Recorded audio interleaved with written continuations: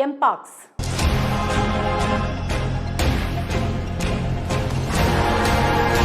Corona virus విధ్వంసం చూశాక ప్రపంచంలోని దేశాలన్నీ ఏ రకమైన వైరస్ ఏ దేశంలో వ్యాప్తి చెందుతుందోనని ఆందోళనలు మొదలవడం సహజమైపోయింది. అంతగా కరోనా వైరస్ ప్రజల్ని భయపెట్టిందని ప్రత్యేకంగా చెప్పనక్కర్లేదు. కరోనా వ్యాప్తి సమయంలో ప్రపంచ ఆరోగ్య సంస్థ సరైన దిశానిర్దేశం చేయలేదనే విమర్శలు వచ్చిన నేపథ్యంలో తర్వాత ఏ దేశంలో ఏ వైరస్ వ్యాప్తి చెందుతుందా అని సత్వర స్పందన కనబడుతోంది.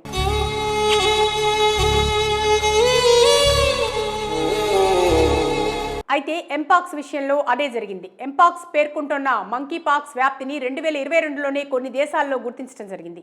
ఇప్పటి వరకు 116 దేశాల్లో 16,000 మందికి పైగా ఎంపాక్స్ సోకితే అందులో కేవలం 560 మంది మాత్రమే మరణించినట్లు నివేదికలు తెలుపుతున్నాయి. ఆఫ్రికా దేశాల్లో ప్రతి ఏటా వ్యాధి కనిపిస్తూనే ఉంది. అయితే ఇటీవల డెమోక్రటిక్ రిపబ్లిక్ ఆఫ్ కాంగోలో వ్యాధి ఎక్కువగా వ్యాప్తి చెందటం, ఆఫ్రికా ఖండంలోని మరికొన్ని దేశాల్లో గుర్తించడం, తర్వాత ఆఫ్రికా ఖండాన్ని దాటి స్వీడన్, మన పక్క దేశం పాకిస్తాన్కు ఎంపాక్స్ను గుర్తించడంతో ప్రపంచ ఆరోగ్య సంస్థ సభ్య దేశాలను అప్రమత్తం చేసింది. ఎంపాక్స్ హెల్త్ ఎమర్జెన్సీని ప్రకటించింది.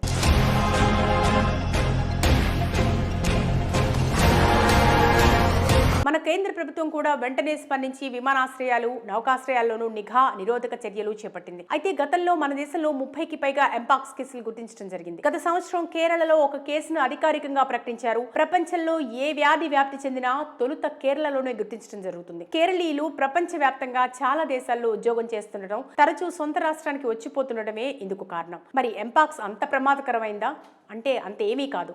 కోతుల ద్వారా వ్యాప్తి చెందుతుందని తొలుత అనుకున్న ఆ తర్వాత ఎలుకలు, ఉడతలు, చింపాంజీలతో కూడా వ్యాప్తి చెందుతుందని గుర్తించారు. ఇదొక జెనోటిక్ వ్యాధి, అంటే జంతువుల నుండి మనుషులకు వ్యాప్తి చెందే వ్యాధి అనుకోవచ్చు. అయితే ఇది మనుషుల నుంచి మనుషులకు కూడా వ్యాప్తి చెందుతుంది. అందువల్లనే వ్యాప్తి చెందుతున్న దేశాల్లో విపరీతమైన ఆందోళన మొదలైంది. ముందస్తు నివారణ చర్యలను కూడా చేపట్టాయి. ఎంపాక్స్ కలిగిన జంతువులు మనుషుల ద్వారా ఒకరి నుంచి మరొకరికి వ్యాప్తి చెందుతుంది.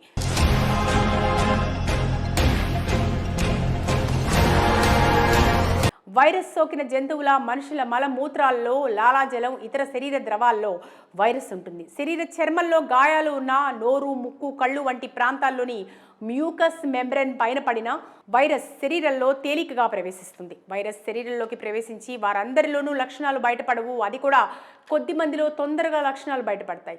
వీరిలో కూడా రోగ నిరోధక శక్తి తక్కువగా ఉన్న వృద్ధులు, చిన్నపిల్లలు, మధుమేహం, క్యాన్సర్ బారిన పడిన వారిలో లక్షణాలు బయటపడతాయి. ఈ లక్షణాలు బయటపడడానికి 7 రోజుల నుండి 14 రోజుల సమయం పడుతుంది. ఇక లక్షణాల విషయానికి వస్తే జ్వరం, ఒళ్ళు నొప్పులు, గొంతు నొప్పి, లింపు గ్రంథుల వాపు వంటి లక్షణాలు ఉంటాయి. చర్మం మీద దద్దుర్లు వస్తాయి, తర్వాత పొక్కులుగా మారతాయి.